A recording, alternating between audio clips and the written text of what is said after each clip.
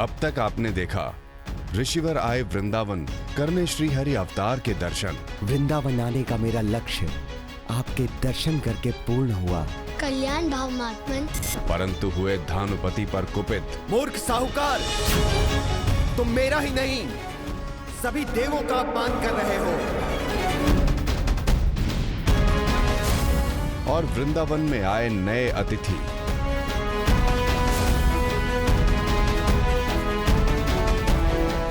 वहीं साहूकार ने बुना एक नया षड्यंत्र।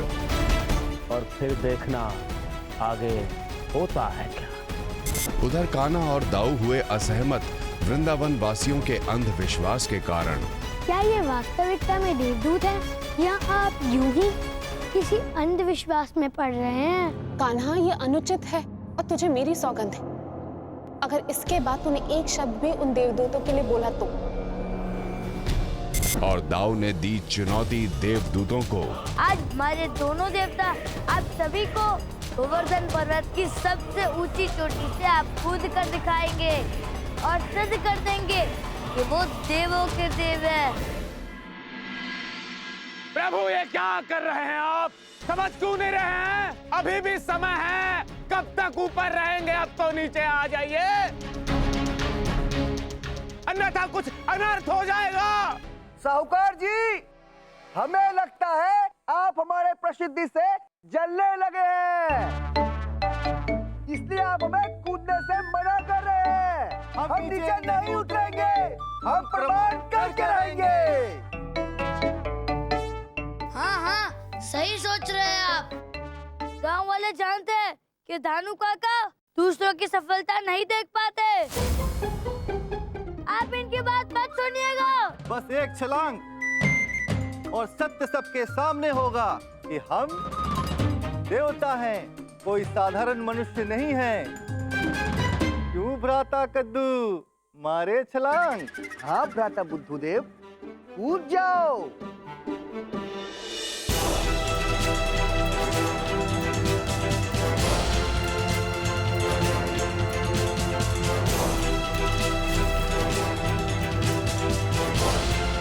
अरे सत्यानाश हो गया, सब चला गया।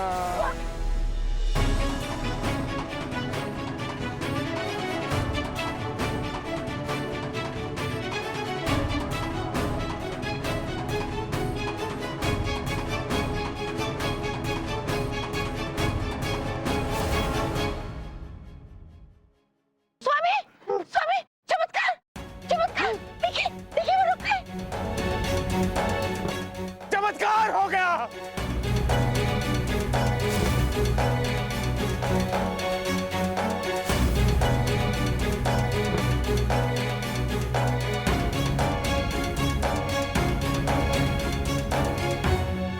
भ्राता बुद्धू, हम देवता हैं। आज ये सिद्ध हो गया।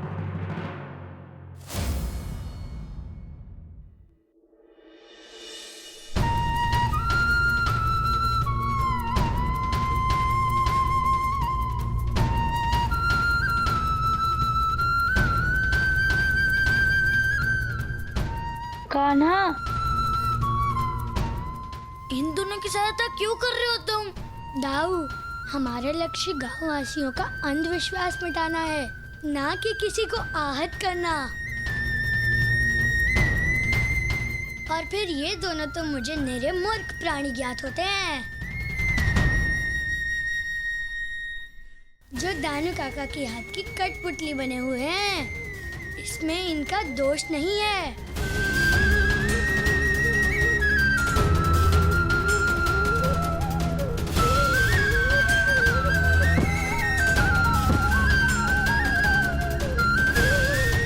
बुद्धू जी की जय, कद्दू जी की जय, बुद्धू जी की जय। इतनी ऊंचाई से गिरने के पश्चात भी इन मूर्खों को खरोंच भी नहीं आई, किंतु ये हुआ कैसे? कोई बात नहीं, जो भी हो लाभ तो मुझे ही होगा। कद्दू देव, बुद्धू देव की, देवदूतों की, देवदूतों की, महादूतों की, देवदूतों की, देवदूतों की, कद्दू देव की, बुद्धू देव की, कद्दू देव की।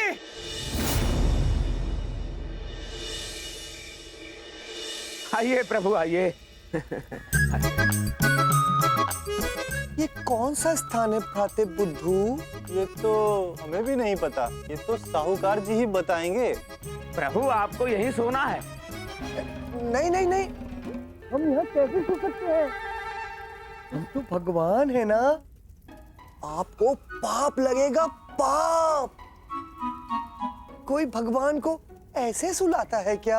अरे प्रभु, कल रात्रि को आप मेरे स्वप्न में आए थे और आपने कहा था कि आपको यही सोना है। और प्रभु आपने ये भी कहा था कि आप भोजन भी नहीं करेंगे। क्या कहते हो भ्राता कद्दू, ऐसा हुआ था? हम साहूकार जी के स्वप्न में आए थे? हाँ भ्राता बुद्धू, मुझे भी कुछ ठीक से स्मरण नहीं आ रहा। समझ गया प्रभु, मैं समझ गया। ये भी आपकी कोई लीला है। मुझे ऐसा क्यों प्रतीत हो रहा है कि आप कुछ चमत्कार करने वाले हैं।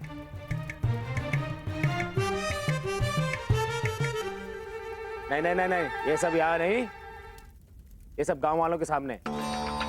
तो ठीक है साहूकार जी, आज हम यहीं सोएंगे। हाँ, और आज हम भोजन भी नहीं करेंगे। ठीक है प्रभु, अब मुझे आज्ञा दीजिए, मैं चलता हूँ। ठीक है, आशीर्वाद दीजिए। हाँ। देवदूतों की जय, देवदूतों की जय। तो भाइयों और बहनों, आप सब तो जानते हैं कि हमारे इन देवदूतों ने आप सबके समक्ष अपनी शक्ति और प्रतिभा का कैसा प्रदर्शन किया था। तो इससे इन पर यह संदेह कि ये देवदूत हैं या नहीं बनता ही नहीं है। तो आइए इनका सम्मान कीजिए और अपनी श्रद्धा से भी बढ़कर चढ़ावा चढ़ाइए। आइए।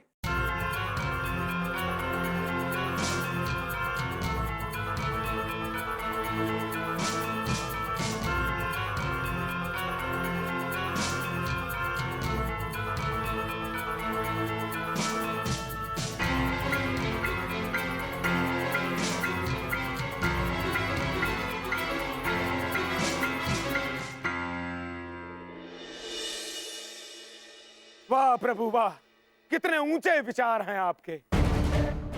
हम सबकी शंका दूर करने के लिए आप गोवर्धन पर्वत की सबसे ऊंची चोटी से कूद गए। वाह प्रभु वाह, अति उत्तम, हमारा जीवन तो धन्य हो गया प्रभु। आपकी नित नई लीलाओं को समझना हम साधारण मनुष्यों के लिए असंभव है। आप पहले क्यों नहीं प्रकट हुए प्रभु? वृंदावन वासियों पर बहुत सी विपदाएं आई। प्रभु, अब आप दोनों हमारे गांव को छोड़कर कभी मत जाइएगा। हम सब पर अपनी कृपा बनाए रखिए। यदि आपने प्रभु का अनुसरण किया तो प्रभु हमारा गांव छोड़कर कहीं नहीं जाएंगे। ये सदैव अपने परमार्थ के साथ यहाँ उपस्थित रहेंगे। और बहनों और भाइयों, देखिए मैं कुछ दिखाता हूं आपको, प्रभु के परमार्थ का नया रूप।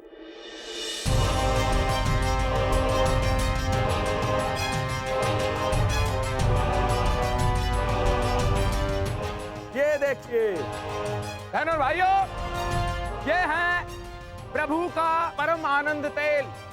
और ये कोई साधारण तेल नहीं है, इस तेल को प्रभु ने स्वयं अपने कर कमलों से बनाया है। बड़ा ही दिव्य तेल है ये। यदि आप सब अपने घरों में इस तेल के दिए जलाएंगे तो आपके घरों से ही नहीं, आपके जीवन से भी अंधकार समाप्त हो जाएगा। यदि आप सब भी अपना जीवन आनंदमय बनाना चाहते हैं तो मात्र 2 स्वर्ण मुद्राओं में ये तेल क्रय कीजिए और अपने जीवन को आनंदमय बनाइए।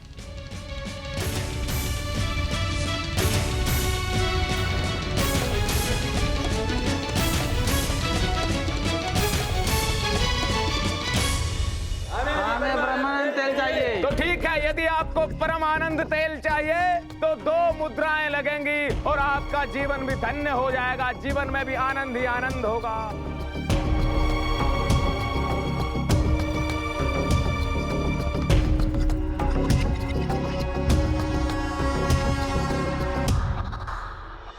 दाऊ,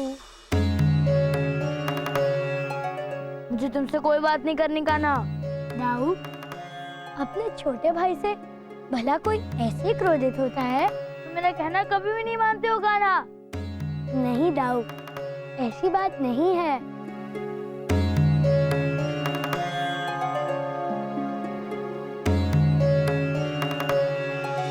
दाऊ, भला आप जैसे बुद्धिमान और बलवान भाई की बात ना मानने की मूर्खता मैं कैसे कर सकता हूँ?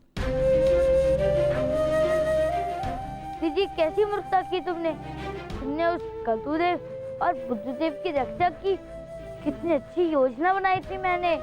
तुमने उन दोनों की रक्षा कर कर ये सिद्ध कर दिया कि वो दोनों वास्तव में देवदूत है। अब देखो, कानू काका उन महामूर्खों के नाम से सबके धन ऐंठ रहे हैं। सारे गांववासी इन दोनों को देवता मान चुके हैं। अब ना धानु का लालच समाप्त होगा और ना लोगों की अंधभक्ति। बहुत बड़ी विपदा आने वाली है वृंदावन में। प्रभु, आपके लिए हमारी कौन सी विपदा बड़ी है? इस विपदा से बचने का कोई तो उपाय होगा। इस विपदा से बचने के लिए तुम सबके पास एक ही उपाय है। ग्राम प्रमुख नंद को अपने पद का त्याग करके ये गांव छोड़कर जाना होगा।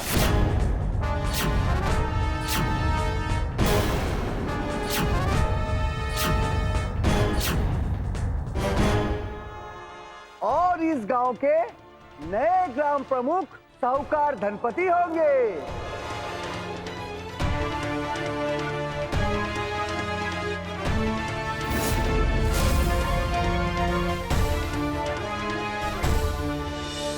प्रभु, क्या आपके पास कोई अन्य उपाय नहीं? बस एक यही मात्र उपाय है। अगर इसको नहीं माना गया तो अपने नाश का उत्तरदायी स्वयं वृंदावन वासी होंगे। अद्भुत। दोनों मूर्खों ने मेरे षड्यंत्र को बखूबी वृंदावन वासियों के समक्ष प्रस्तुत किया। क्यों भ्राता कद्दूदेव? हाँ भ्राता बुद्धूदेव, आपने बिल्कुल सही कहा। नंद को अपना पद और इस गांव को छोड़कर जाना ही पड़ेगा। कोई कहीं नहीं जाएगा। ये सब भ्रम है। ऐसा नहीं हो सकता। किसी समस्या का अंत इसे हल करने से होता है, इस तरह के व्यर्थ उपायों से नहीं। और अभी तक तो हमें कोई संकट नहीं दिखा। शांत हो जाओ बलराम। अगर उन्होंने कुछ कहा है तो वो हम सबकी भलाई के लिए ही कह रहे होंगे।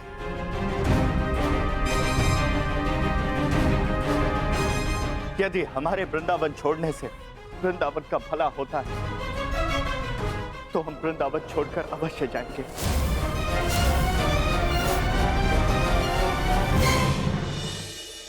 और हाँ, आप सबसे मेरी हाथ जोड़कर विनती है, आप सब लोग इसे माने, क्योंकि ये स्वयं प्रभु का आदेश है।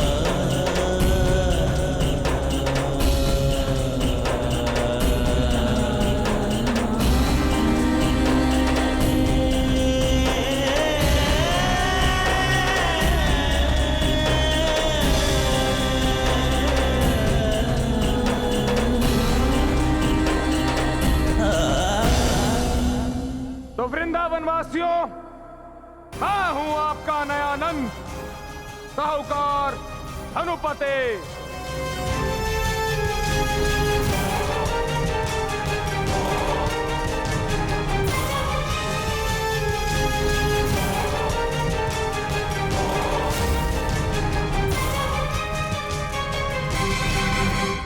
प्रभु, मैं आपसे मिलना चाहता था। बोलिए, क्या बोलना है आपको? आज आप मेरे स्वप्न में आए थे। तो हम अब तुम्हारे स्वप्न में भी आने लगे। हाँ हाँ, जानता हूँ। तुम्हारे स्वप्न में प्रभु ने तुमको क्या कहा होगा तुम गांव छोड़कर नहीं जा सकते। प्रभु ने हम सबको गांव छोड़कर जाने के लिए कहा है और उसके साथ हमें ये भी कहा है कि जो नया ग्राम प्रमुख है उसे इस पद के लिए 4 उपाय करने होंगे।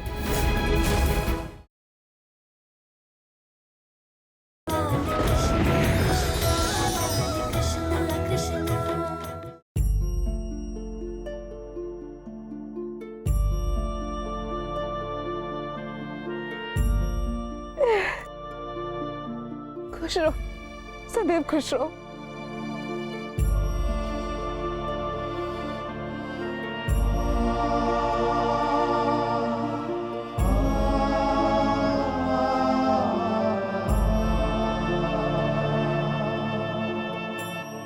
आप लोगों से अलग होकर जीना बहुत मुश्किल होगा, किंतु हृदय पे पत्थर रखकर हमें जीना होगा। ये प्रभु की आज्ञा है, हमें पालन करना होगा इसका। यशोदा बहन, बहुत ही कठिन घड़ी है। हमें भी कुछ समझ नहीं आ रहा कि ये सब क्या हो रहा है। मित्रों, आप सबसे मेरा एक निवेदन है।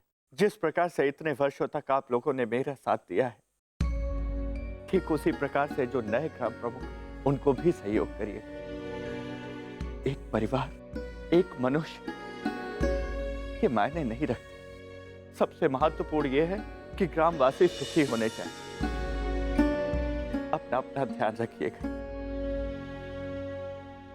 अब तो अति हो गई। उस धनु काका को बाबा का पद मिल गया और हम सबको गांव से निकाला। ये दोनों मूर्ख ऐसे नहीं समझेंगे। मुझे बल का प्रयोग करना ही होगा उनसे सत्य कहलवाने के लिए। नहीं दाऊ, धैर्य रखो। कान्हा, मैं तुम्हारी भांति चुप नहीं बैठ सकता। माना मैया ने तुम्हें कुछ ना बोलने की सौगंध दी है, किंतु कुछ करने के लिए तुम्हें किसने रोका है? कान्हा, तुम कुछ करते क्यों नहीं?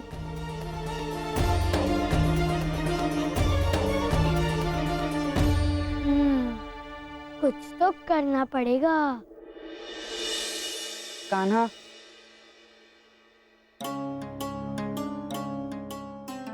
क्या हुआ मित्रों, तुम सब इतने उदास क्यों हो?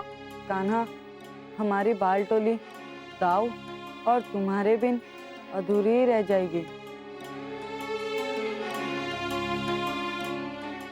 फिर ना खेलने में आनंद आएगा और ना माखन चुराने में। कान्हा, हाँ मित्रों, हम भी तुमसे बिछड़ना नहीं चाहते, किंतु ये गांव वालों का निर्णय है। अब हमें इसे बिना उदास हुए प्रेम से स्वीकार करना होगा। हाँ, हम एक कार्य कर सकते हैं। जब तक हम साथ हैं, तब तक हम मित्रता का आनंद थोड़ा और ले लेते हैं।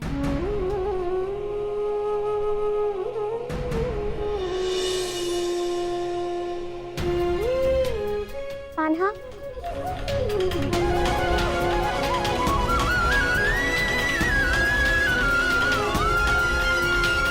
कान्हा, देखो ललिता और विशाखा तुम्हारे जाने के बाद से बहुत दुखी हैं। ये सब कह रही हैं कि इन्हें तुम्हारी बहुत याद आएगी। और मैं भी दुखी हूँ, किंतु तुम्हारे लिए नहीं, तुम्हारी बांसुरी के मीठे स्वरों के लिए। अब कौन हमें बांसुरी सुनाएगा? राधा, तुम्हारी सखियों का दुख दूर करने के लिए मैं असमर्थ हूँ। किंतु राधा, तुम्हारे दुख को तो मैं दूर कर सकता हूँ। उसका एक उपाय है मेरे पास। जब भी तुम्हें मेरी बांसुरी सुननी होगी, मैं तुम्हारे पास आ जाऊंगा।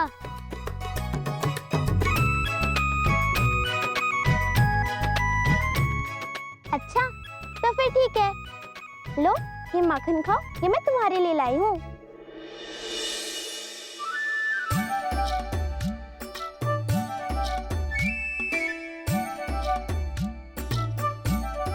राधा, मुझे तुम्हारे और तुम्हारे इस माखन की बहुत याद आएगी।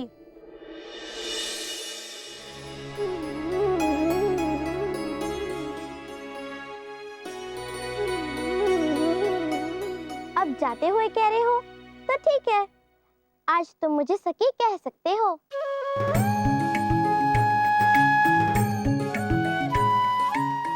एक बात कहूँ, अब माखन बनाने में मुझे आनंद नहीं आएगा, क्योंकि कोई माखन चुराने वाला होगा ही नहीं कान्हा।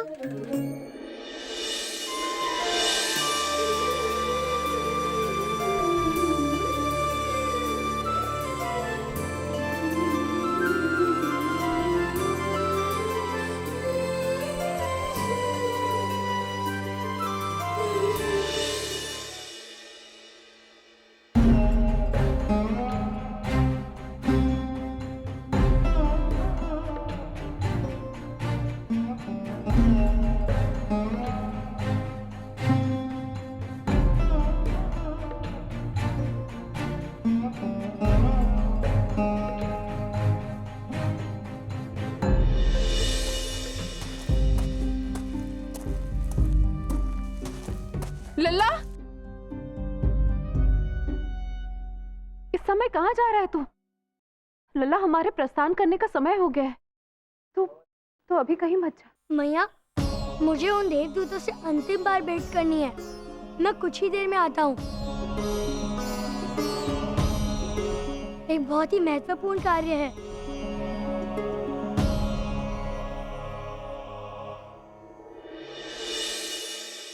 इस समय लल्ला को देवदूतों से महत्वपूर्ण कार्य क्या हो सकता है?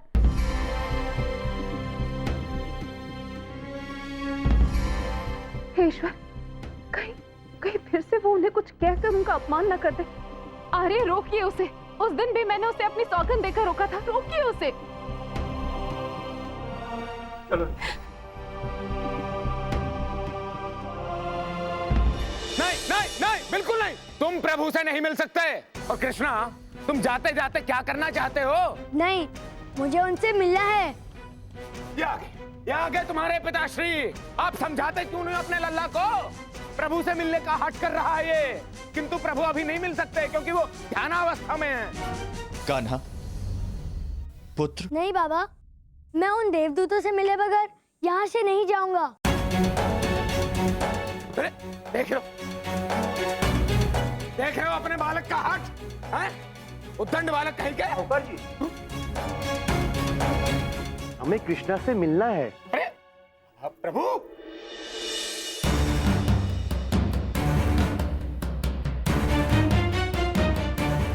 हे प्रभु, मैं आपसे मिलना चाहता हूँ। बोलिए, क्या बोलना है आपको? हे प्रभु, आज आप मेरे स्वप्न में आए थे।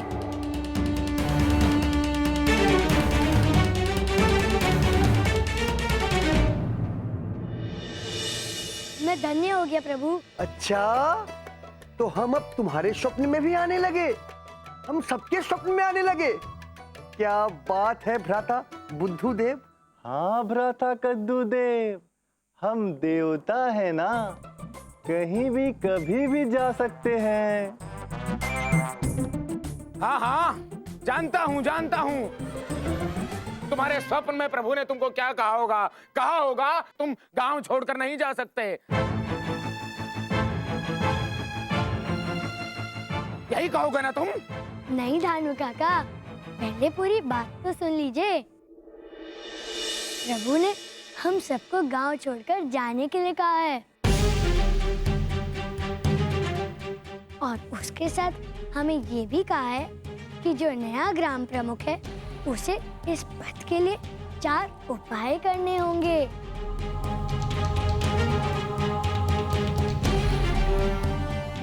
तभी वृंदावन पर आया हुआ संकट टल सकता है।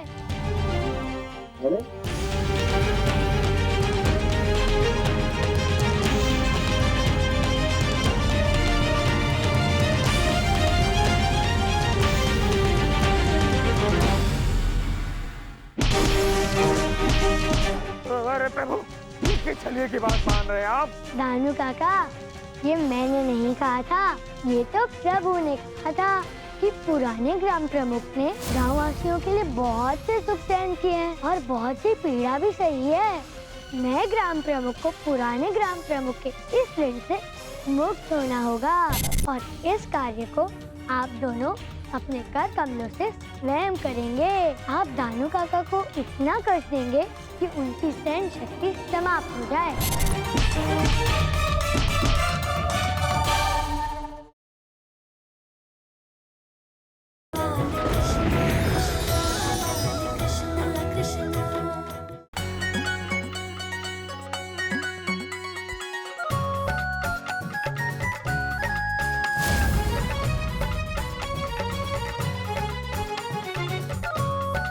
ये साहूकार को क्या धुन सवार हुई है?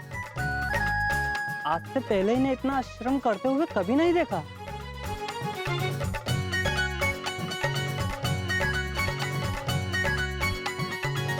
प्रभु, ये है प्रथम उपाय। आप ही ने ही तो कहा था कि दानू काका को पद ग्रहण करने के लिए श्रम दान करना होगा। क्यों भाई बुद्धूदेव, हमने ऐसा कहा था क्या? हाँ भाई कद्दूदेव, ये तो कृष्ण ही बताएगा। क्यों कृष्ण, हमने ऐसा कहा था क्या? हाँ प्रभु, आप ही ने ऐसा कहा था। नए ग्राम प्रमुख के श्रम दान से भूमि पुराने ग्राम प्रमुख के श्रम दान से मुक्त हो जाएगी।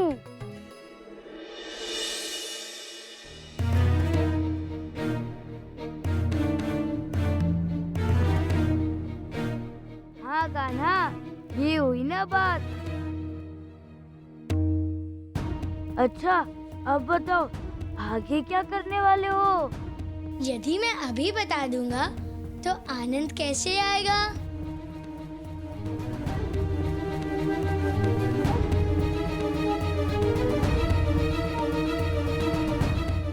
अभी तो बहुत शेष है।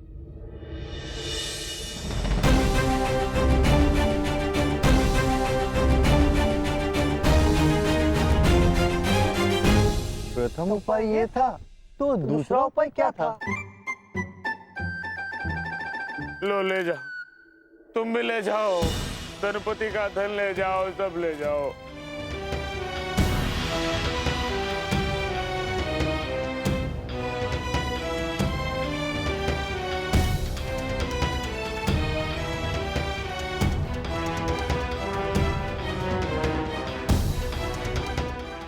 प्रभु ने ऐसा क्या कह दिया जो कंजूस धनुपति अपने ही हाथों से अपना धन लुटाने लगा? प्रभु ने कहा था कि बाबा सभी गांव वासियों की बहुत सहायता करते हैं और अपना बहुत सा धन गांव वालों की सहायता के लिए दिया करते हैं। इसी कारण लोग उन्हें बहुत प्रेम करते हैं।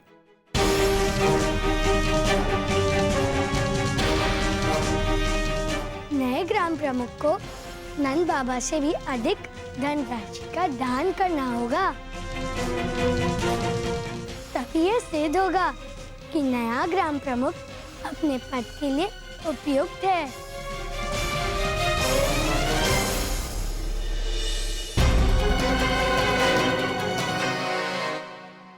साहूकार जी, आप ये एक एक मुट्ठी क्यों दे रहे हैं?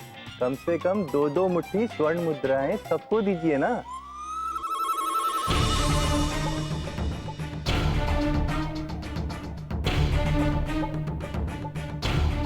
हाँ तो कृष्णा, अब तो साहूकार जी के पास फूटी कौड़ी भी नहीं बची।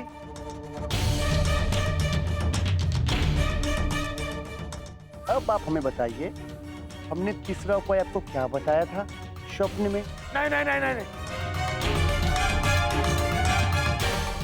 मैं कुछ और नहीं करने वाला हूँ। मुझे नहीं चाहिए तीसरा उपाय। दानू काका, इस बार आपको कुछ नहीं करना है। इस बार बस आपको खड़े रहना है। जो करेंगे हमारे प्रभु करेंगे। अच्छा, खड़ा तो रह सकता हूँ मैं।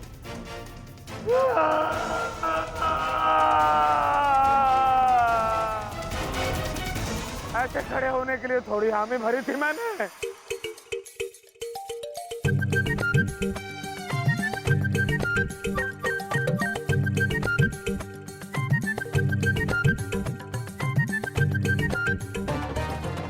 अरे आप समझ नहीं रहे हो आप प्रभु, ये किस छलिए की बात मान रहे हैं आप? असत्य बोल रहा है ये।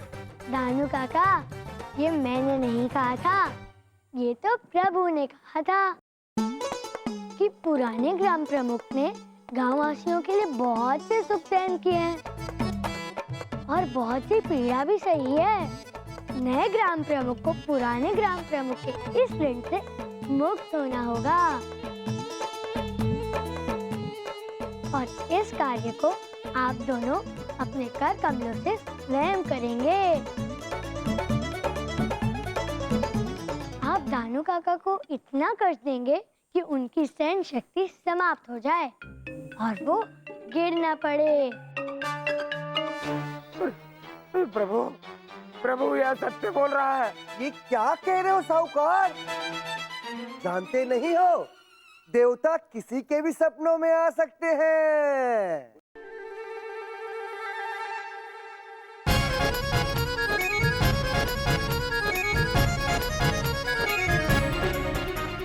कोई बचाओ मूर्खों से। ये कोई देवता नहीं है, ये कोई देवदूत नहीं है। क्या कहा? हम देवता नहीं है? तुमने ये कहने का दुस्साहस कैसे किया? हाँ भ्राता बुद्धदेव, अब सोचना क्या है? मारो इसे।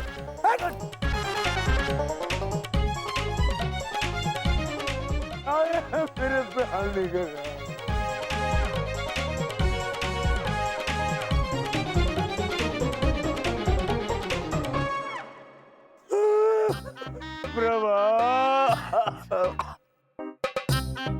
अच्छा कृष्णा, ये उपाय भी कर दिया हमने, अब चौथा उपाय भी बताओ हमें। नहीं नहीं, उपाय की बात मत कीजिए, उपाय की बात मत कीजिए।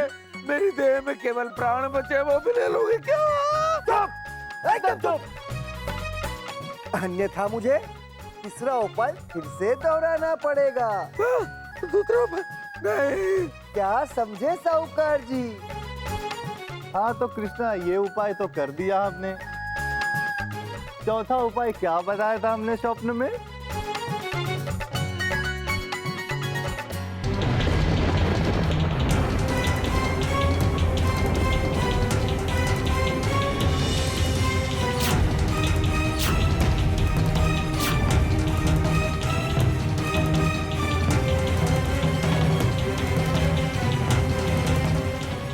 धन्य है देवदूत, धन्य। आप पर तो विद्युत का भी कोई प्रभाव नहीं पड़ता। हम ना ही कोई देवता है, ना ही देवदूत।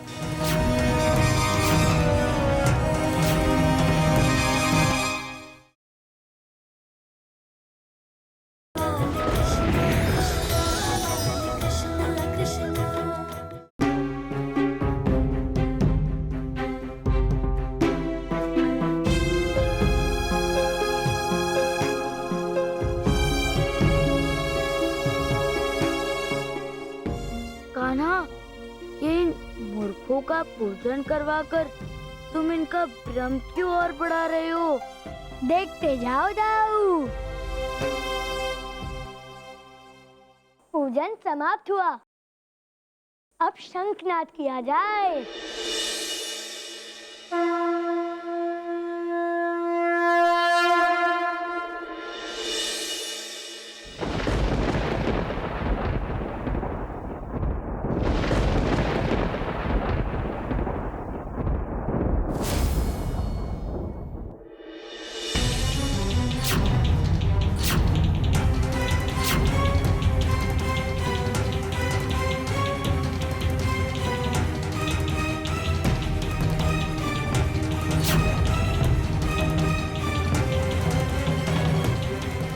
धन्य है देवदूत, धन्य। आप पर तो विद्युत का भी कोई प्रभाव नहीं पड़ता। हम ना ही कोई देवता है ना ही देवदूत।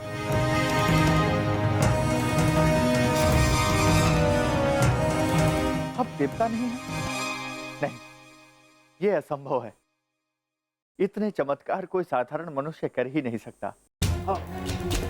उस समय पूर्व भी आप दोनों पर आकाशीय विद्युत का कोई प्रभाव नहीं पड़ा। वास्तविकता में हम ऋषि रत्नाकर के शिष्य थे, किंतु हमें तो ऋषि रत्नाकर ने ही बताया था हमारे गांव पर 2 देवों का आशीर्वाद है और वही हर विपदा में हमारी रक्षा करते हैं। किंतु हम वो नहीं हैं। हम तो ऋषि रत्नाकर के आश्रम में शिक्षा प्राप्ति के रहते थे।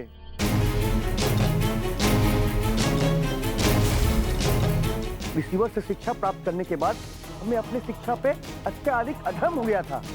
इसी अधर्म के कारण एक दिन हमने समस्त मर्यादाओं का उल्लंघन कर दिया। कितना समय हो गया है, हम कब से उनकी प्रतीक्षा कर रहे हैं, पर रिसीवर अभी तक नहीं आए। गुरुजी आ गए। नाम रिसीवर।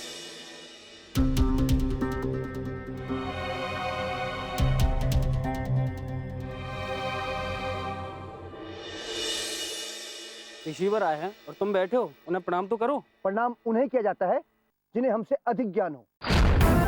रिसीवर को हमसे अधिक ज्ञान नहीं है, इसके विपरीत रिसीवर को हमें प्रणाम करना चाहिए। क्यों रिसीवर, आप करेंगे ना प्रणाम हमें, और हम आपको परम ज्ञानी होने का आशीर्वाद देंगे। अपने ज्ञान का इतना घमंड कि तुम अपनी मर्यादा भूल गए। तुम्हें प्रायश्चित करना होगा। मैं तुम्हें श्राप देता हूं कि आज से ही तुम महामूर्ख बन जाओगे और आज तक मैंने जो ज्ञान दिया है वो सब नष्ट हो जाएगा।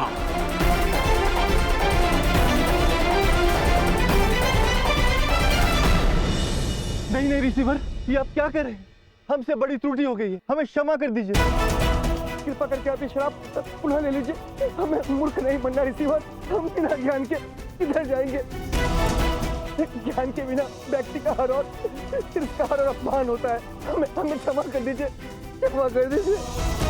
मैं चाहकर भी इस श्राप को समाप्त नहीं कर सकता,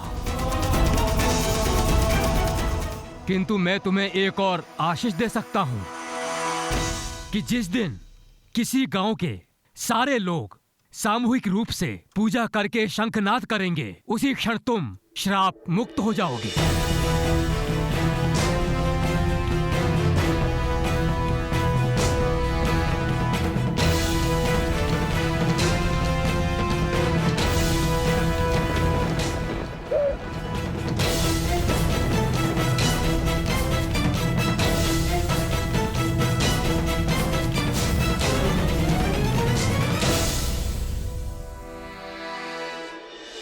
भ्राता बुद्धूदेव। हाँ भ्राता कद्दूदेव। हम यहाँ क्या कर रहे हैं? बहुत ज्ञान प्राप्त कर लिया, अब चलो घर चलते हैं। हाँ भ्राता कद्दू, चले। चलो भ्राता बुद्धू। और इस प्रकार श्रापग्रस्त होकर हम गांव-गांव भटकते रहे, किंतु आप सबके कारण आज हम श्राप मुक्त हो गए हैं।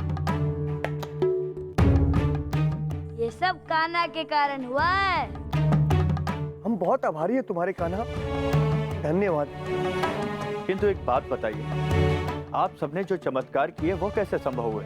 हमने कोई चमत्कार नहीं किया, हमें तो कुछ भी ज्ञात नहीं। पता नहीं पर्वत से कूदने के बाद भी हम सुरक्षित कैसे रहे। पिछले दिनों हमने जो भी किया इस साहूकार के कहने अनुसार किया।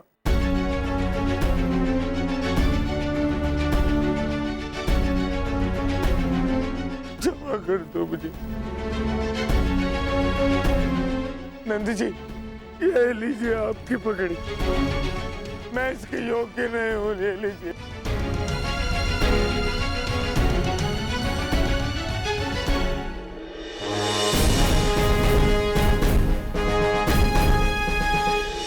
गुरुदेव शुक्राचार्य ने मुझे कहा था कि तुम्हारे पास कृष्णा का अंत करने का उपाय है। ये कैसे अंत करेगा कृष्णा का, उत्तर दो। जानते हो क्या है महाराज? ये धूम्रासुर है, धूम्रासुर। इसे स्वयं महाकाली का वरदान प्राप्त हुआ है कि अंधकार में ये अमर रहेगा महाराज। अब इसे कोई परास्त नहीं कर सकता, इसीलिए गुरुदेव ने मुझे यहाँ भेजा है। तो अब ये करेगा कृष्ण का संहार।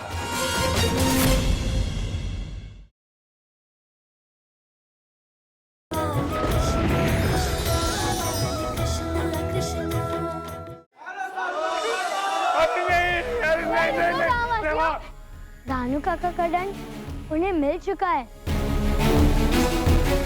किंतु इस घटना में जितना दोष दानू काका का है उतना ही दोष आप सभी का भी है।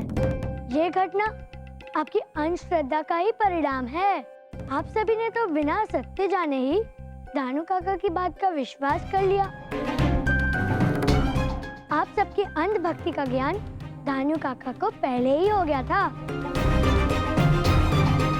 और इसीलिए उन्होंने आपको ईश्वर का भय दिखाकर भ्रमित किया। भय और सुनी सुनाई बातों में आकर आप अपना समय और धन तो व्यर्थ कर ही रहे थे, किंतु उसके साथ ही आप अपने ईश्वर का, अपनी भक्ति का अपमान भी कर रहे थे। याद रहे, किसी का अंधा अनुकरण आपको बहुत दूर नहीं ले जा सकता, भले वो धन या भक्ति के विषय में ही क्यों ना हो। एक बात और कहना चाहता हूँ, वृंदावन वासियों, आपके गांव में देवों की कृपा अवश्य है। अन्यथा ये चमत्कार तो असंभव ही थे। आप जिसकी श्रद्धा करते हैं उन्हीं की भक्ति कीजिए, चाहे वो आपके समक्ष हो या ना हो। नंदराज, हम आपसे अपने किए की क्षमा मांगते हैं। हम सभी ग्रामवासी आपकी व्यथा समझते हैं, इसलिए आपको क्षमा करते हैं। जाइए। धन्यवाद नंदराज।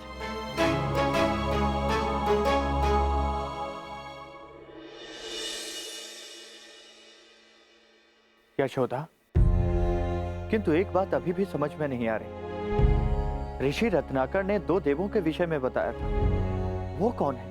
पता नहीं आ रही, किंतु वो जो भी देव है उनकी असीम कृपा है हम सब पर। हम सबको मिलकर उनका नमन करना चाहिए।